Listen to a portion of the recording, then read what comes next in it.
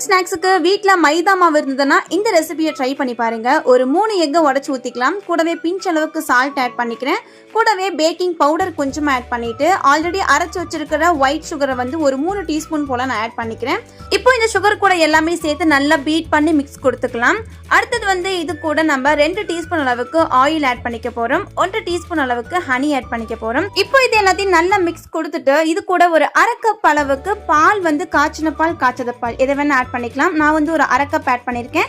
இப்போ நம்ம எடுத்து வச்சிருக்க 1 கப் ஆஃப் மைதா மாவை இதில் ஆட் பண்ணி நல்லா இந்த மாதிரி ஒரு கன்சிஸ்டன்சிக்கு கொண்டு வந்துடலாம். எஸ், இப்போ நம்ம வந்து பேன் கேக் தான் ரெடி பண்ணியிருக்கோம்.